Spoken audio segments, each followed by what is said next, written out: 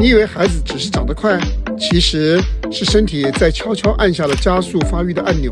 年幼的女童性早熟的现象越来越普遍，我们今天探讨它背后可能的因素跟我们的饮食、代谢健康有什么关联性啊？大家一直以来都以为啊，因为养殖业者用了很多的激素养殖动物、养殖鱼、养殖牛，所以呢，我们的孩子吃了这些肉，喝了他的奶以后，把这些激素吃到身体里面以后，让我们的小孩提早的就发育了。我去查了很多的材料啊。第一，世界各个国家对于养殖业使用激素这件事情呢，它有非常严格的规定的，这是一方面啊。即使它有的时候可能有使用到一些，可是食物里面激素的残留啊，透过烹饪会损失很多的，然后呢，经过我们的消化系统也会被分解很多的。所以说实在话，透过食物摄入到大量的激素，导致各种各样健康的后果的几率其实并不高。科学界在做这个研究工作的时候，到目前为止都还没有找到明确的证据的，这是真实的现象。那除了食物里面的激素是可疑的之外，我们还有没有其他的地方可以给我们提供一些比较明确的线索，让做父母的你们可以很明确的知道我们有什么对策去保护我们家的孩子呢？我念几个数据给大家听听。第一，全球范围内40年以来，女童乳房发育和月经初潮的平均年龄持续提前了3到12个月。第二个，美国的数据，美国有好几个机构共同做的研究，他们统计7岁女孩乳房的发育率，非洲裔的达到了 23.4%， 西班牙裔的达到了 14.9%， 白人达到了 10.4%， 所以这是一个蛮普遍的现象了，比1990年代的数据明显提前了将近1年。那么哈佛大学哈佛公共卫生学院2015年的研究的时候说，每天饮用含糖饮料高于 1.5 份的女孩，初潮的时间平均提前 2.7 个月。各位父母们，这是数据哈。我们来看看我们自己国家的数据。全国校机研究显示，中国儿童青春期提前现象在上升，女孩患病率大约 8.8%， 远高于男孩。肥胖儿童性早熟风险显著提高。一项纳入11个队列研究近5000名儿童的研究分析显示，肥胖女孩出现更早初潮的风险比正常体重的女孩高出了约 87%。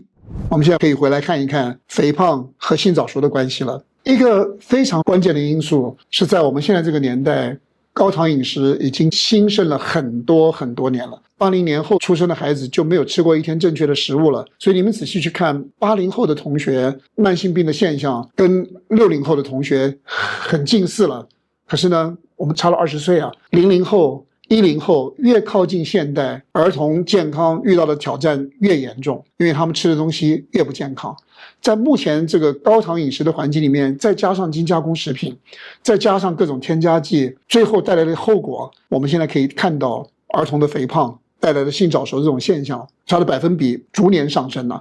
我们来看一看高糖饮食为什么会造成这个结果的。吃了高糖饮食以后，胰岛素会长期升高的。你长期吃高糖食物，而且你每一天、每一顿、每一次吃的食物其实都是高糖食物。如果你的食物热量百分比，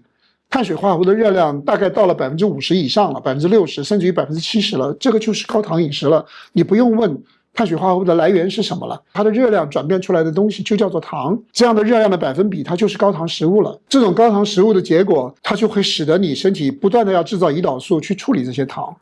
那么你一天要吃很多回，结果就是你的身体呢就要不断的在制造胰岛素，所以最后的结果是你体内的胰岛素长期升高。胰岛素不仅仅是降低血糖的一种激素啊，它还会刺激卵巢、刺激性腺分泌更多的性激素的。另外还有一个，高胰岛素水平会让肝脏分泌更多的 IGF-1， 它会促进细胞的生长跟发育的。研究发现呢， IGF-1 水平高的儿童往往更早出现青春期的发育的。第二个，高糖饮食跟肥胖的儿童更容易性早熟，这个在临床观察明确的结论呢。脂肪细胞它里面会有一种酶叫做芳香化酶，它会把雄激素转化成雌激素，让女孩的乳房呢提前发育的。肥胖导致瘦素的水平提高，瘦素水平提高了以后，它会刺激下丘脑、垂体，然后呢性腺轴提前启动的。科学研究跟流行病学的数据，中国、美国、欧洲多项研究，它都显示了肥胖女孩的性早熟风险显著的增加的。所以结论是什么？结论就是高糖饮食引起了高胰岛素，带来了高 IGF-1，然后呢加上肥胖，加上脂肪雌激素合成，女童更容易出现提早乳房发育和性早熟。所以各位很简单的做一个结论，现代儿童的高糖饮食跟性早熟的关系是有确定的因果关系的。